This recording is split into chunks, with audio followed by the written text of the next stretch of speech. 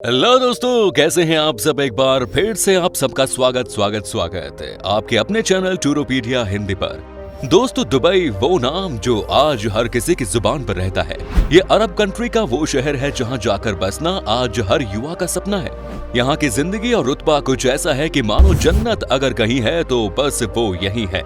लेकिन क्या आपने कभी सोचा है कि आखिर 20 साल पहले तक जिस बंजर जमीन पर कुछ नहीं था, वो आज दुनिया की सबसे महंगी शहर कैसे बन गई। जिस जमीन पर आज बुर्ज खलीफा जैसी दुनिया की सबसे बड़ी इमारत है, वहां कभी चारों तरफ रेत हुआ करती थी। लेकिन किसने सोचा था एक दिन यही दुबई दुनिया की तीसरी सबसे घूमी जाने वाली शहर बन जाएगा। आज इस शहर को ग्लोबल हब और ग्लोबल डेस्टिनेशन के तौर पर देखा जाता है। आज दुबई के पास इतना पैसा है कि ये शहर हर बड़ी चीज को पलक झपकते ही खरीद सकता है। लेकिन आखिर ऐसा हुआ क्या कि मामूली सी रेत का ढेर इतना अमीर हो गया। कैसे दुबई में इतना विकास हुआ और यहाँ इतना पैसा आया कैसे। दुबई की तस्वीरें बदलने के पीछे एक सोच थी जिसने आज इस शहर को एक कामयाब शहर बना दिया। इस सोच को आज पूरी दुनिया सलाम कर रही है। आज हम आपको अपने इस वीडियो में दुबई इसी एक कामयाब कहानी के बारे में बताएंगे। तो अपना सीट बेल्ट बांध लीजिए अच्छे से और निकलते हैं दुबई की एक शानदार सफर पर। दोस्तों, जब भी किसी विकसित देश का नाम आता है तो उसमें दुबई का नाम सबसे पहले लिया जाता है। आज के समय में दुबई बहुत ही तेज गति से विकास कर रहा है। जब भी किसी पैसे वाले देश या शहर का नाम आता है तो सबसे पहले दुबई का नाम लेना तो बनता ही है। कामयाबी की नई कहानी लिखने वाले दुबई के पास ना खुद का पानी है और ना ही मिनरल्स। इस शहर के पास खुद का सोना भी नहीं है, लेकिन इसके बावजूद आज से कुछ साल पहले तक यहाँ सिर्फ रेगिस्तान था। आज वहाँ दुनिया के सबसे बड़े टावर्स हैं और सबसे ज्यादा गगनचुंबी इमारतें भी। लेकिन ये हुआ कैसे? दरअसल पूरी कायनात को बदलने के लिए कभी कभी एक सोच ही काफी रहती है। एक सही विजन आपकी पूरी जिंदगी ही बदल कर रख सकता है। दुबई के साथ भी ठीक ऐसा ही हुआ। ये सोच और विजन था दुबई के किंग खान का, जिन्होंने दुबई को बालू के रेत से पैसों का खेत बना दिया। अपनी सोच से दुबई का नक्शा बदल देने वाले शख्स का नाम है शेख मोहम्मद बिन रशीद अल मखदूम। शेख मोहम्मद को आज आपने एक आलीशान जिंदगी जीते देखा होगा, लेकिन एक समय ऐसा भी था जब दुबई के इस किंग के पास ज्यादा पैसे नहीं थे। बाकी अरब देशों के मुकाबले शेख मोहम्मद के पास कुछ खास सुविधाएं भी नहीं थी, लेकिन आज सबसे आगे निकल गए सिर्फ अपनी सोच की वजह से। इनकी इस सोच के तहत ही आज दुबई दुनिया का तीसरा सबसे घूमे जाने वाला शहर बन चुका है। दुबई के किंग की बात ही कुछ और है और ये एक ऐसे ग्लोबल लीडर हैं जिनका मुकाबला यूएई और अरब देशों का कोई भी नेता नहीं कर सकता। ये एक ऐसा विजनरी लीडर हैं जिन्होंने एक बार अमेरिका के डिज्नीलैंड से ये कह दिया था कि उन्हें भी दुबई में सबसे बड़ा डिज्नीलैंड चाहिए, लेकिन डिज्नी वालों ने उन्हें इस चीज के लिए मना कर दिया, जिसके बाद इन्होंने दुनिया का सबसे बड़ा दुबई लैंड बना दिया, जिसमें रोज 2 लाख लोग आते हैं। दुबई के पास कभी खुद का सोना भी नहीं था, लेकिन शेख मोहम्मद ने आज दुबई को दुनिया की सबसे बड़ी गोल्ड मार्केट बना दिया। अब आप सोच रहे होंगे कि दुबई तेल बेचने की वजह से आज इतना अमीर बना है, लेकिन ऐसा नहीं है। आपको जानकर हैरानी हो गई कि दुबई को तेल से सिर्फ 1% ही रेवेन्यू ही जनरेट होता है। तो फिर ऐसा क्या है इस इंसान और इस शहर में जो कि इनको इतना अमीर बना रहा है? दोस्तों, इस वीडियो में शेख मोहम्मद की सोच का बार बार जिक्र होना तो बनता है। आप ज्यादा से ज्यादा 2 या 3 साल आगे की सोचते हैं, लेकिन दुबई आने वाले 10 साल का प्लान करते हैं। सटीक प्लानिंग, सटीक फैसले और अगले 10 सालों के रोड मैप को दुबई ने पहले ही क्लियर कर लिया था। इसकी शुरुआत 90 के दशक में ही हो चुकी थी। 1950 के दशक के अंत में दुबई और अबू धाबी के बीच तेल के लिए संघर्ष के तुरंत बाद दुबई के शासक शेख राशिद बिन सईद अल मखदूम ने फैसला किया कि कुछ बदलना होगा। इसलिए उन्होंने बेसिक फ्रेमवर्क में इन्वेस्ट करना शुरू किया और 1960 में दुबई का पहला हवाई अड्डा बनाया।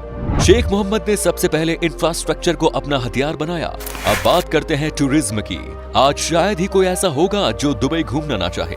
ये शहर इतना सुंदर बन चुका है कि यहाँ हर रोज लाखों लोग सिर्फ इसकी खूबसूरती देखने आते हैं।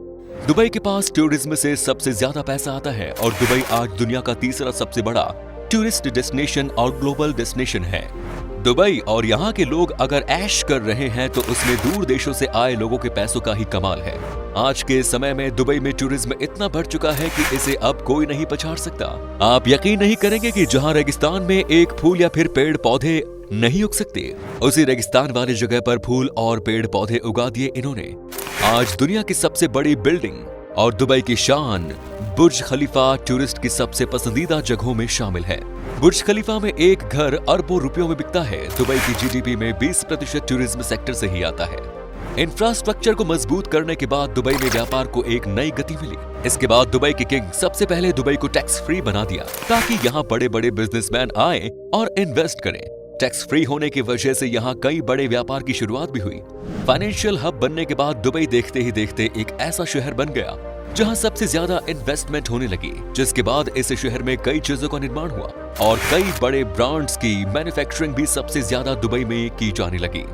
किंग ने यहाँ रहने के लिए अंडर वाटर ब्रिज बना दिया, टेनिस खेलने के लिए अंडर वाटर कोर्ट बना दिया और दुनिया का सबसे बड़ा लग्जरी 7 स्टार होटल बना दिया। और ये सभी चीजें हाईटेक सुविधा वाली हैं। लगभग 52 स्क्वायर किलोमीटर में फैला जाफजा फ्री जोन आज की दुनिया का सबसे बड़ा फ्री जोन कहलाता है।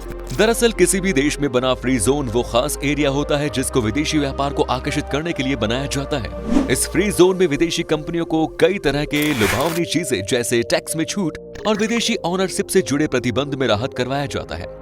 दुबई में फ्री जोन के बनाने का फायदा ये हुआ कि इसके बनते ही यहाँ पर विदेशी कंपनियों का आना शुरू हो गया और देखते ही देखते इन कंपनियों की संख्या सैकड़ों से हजारों में पहुंच गई। शेख मोहम्मद के इस कदम ने आज दुबई को सबसे ज्यादा विदेशी इन्वेस्टमेंट का शहर बना दिया।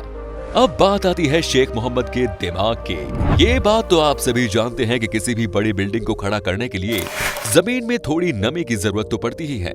तो फिर ऐसा कैसे हुआ कि चारों तरफ रेगिस्तान से घिरे दुबई में दुनिया की सबसे ऊंची इमारतों का निर्माण हो सका? जब रिसर्च करके इसके पीछे की कड़ी को सुलझाया गया तो पता चला कि इसके पीछे भी शेख मोहम्मद की ही सोच का कमाल था। दरअसल दुबई में ईस्टर्न रेंज की जो पहाड़ियां थी वो वी आकार में बनी थी। किंग ने दिमाग लगाया और अपने बेस्ट इंजीनियर से पूछा कि ये पहाड़ियां वी आकार में कैसे बनी। कभी ना कभी यहाँ से जरूर पानी की धारा गुजरी होगी, तभी ये पहाड़ियां वी आकार में बनी हैं। बस फिर क्या था, शेख मोहम्मद ने रेत के कई किलोमीटर नीचे पानी का बोरिंग करवाकर और उसका अच्छे से इस्तेमाल किया और इन बिल्डिंग को खड़ा कर डाला। यही कारण है कि आज चाहे बुर्ज खलीफा हो या 7 स्टार होटल, दुबई की हर इमारत सबसे ज्यादा पानी पीती है। दोस्तों, आज हर युवा दुबई जाकर सेटल होना चाहता है। अगर आप किसी से पूछेंगे कि सबसे ज्यादा पैसा कहाँ है तो दुबई का नाम जरूर लेगा, लेकिन दुबई का तापमान हमेशा करीब 50 डिग्री के आसपास ही रहता है। तो इतनी धूप और गर्मी में काम होता कैसे है? दरअसल दुबई बाहर से लोगों को अपने यहाँ काम करने के साथ साथ बहुत सहूलियत भी देती है ताकि उनके यहाँ ब्रेन पावर की कोई कमी ना हो। दुबई सालाना बहुत सारी नौकरियां निकालती है और अच्छे खासे पैसे ऑफर करते हैं। इसीलिए दुबई में करीब 65% काम करने वाले लोग बाहर के रहने वाले हैं, जिसमें सबसे ज्यादा भारत, पाकिस्तान, बांग्लादेश, नेपाल, फिलीपींस के लोग शामिल हैं। अब बात करते हैं दुबई की कानून व्यवस्था की, जो इस शहर को काफी मजबूत बनाती है। दुबई का कानून व्यवस्था काफी मजबूत माना जाता है। यहाँ कानून तोड़ने के बारे में कोई सोचता भी नहीं। आपको चोरी, किडनैपिंग, लूटपाट और रेप जैसे केस वहाँ पर ना के बराबर मिलते हैं। यहाँ आप सिस्टम की मदद से कंप्लेंट कर सकते हैं। आपको किसी तरह का कंप्लेंट करना है तो बस एक स्मार्ट मशीन के पास जाइए और अपना सारा डिटेल्स डालिए और फिर बटन दबा दीजिए।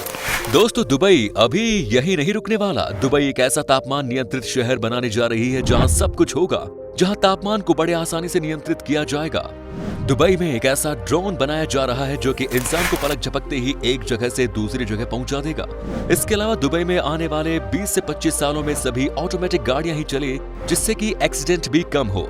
साथ ही दुबई समंदर के नीचे रेल नेटवर्क बना रहा है। ये ट्रेन दुबई से मुंबई के बीच चलेगी। दुबई में एक ऐसा मॉल बनने वाला है जो सबसे अलग है। इसमें आपको मनोरंजन सुविधा के साथ साथ थीम पार्क, थिएटर, मेडिकल सुविधा सहित 100 होटल और 20,000 कमरों की बिल्डिंग अपार्टमेंट बनाए जाएंगे।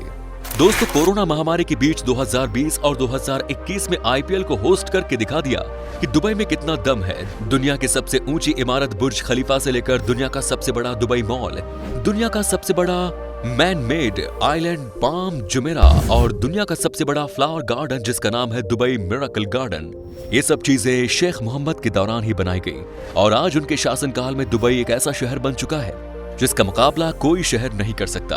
कड़ी मेहनत से दुबई ने खुद को यहाँ पहुंचा दिया है। आज जहां पूरी दुनिया अपनी अर्थव्यवस्था को लेकर स्ट्रगल कर रही है, वहीं दुबई हर देश के लिए सबसे बड़ा मसीहा बनकर सामने आया है। तो दोस्तों, उम्मीद करते हैं कि आपको हमारी ये आज की वीडियो जरूर पसंद आई होगी। हमें नीचे कमेंट्स करके जरूर बताएं आज की वीडियो में आपको दुबई की कौन सी बात सबसे अच्छी लगी। क्या कभी आप गए हैं दुबई, और गए हैं तो आपका एक्सपीरियंस कैसा रहा, ये भी हमारे साथ शेयर जरूर करें। साथ ही इस वीडियो को अपने दोस्तों और रिश्तेदारों के साथ शेयर करना ना भूलें। हमारे चैनल को भी सब्सक्राइब जरूर करें। वीडियो को अंत तक देखने के लिए सभी का शुक्रिया। आपसे फिर मुलाकात होगी नई वीडियो के साथ। धन्यवाद।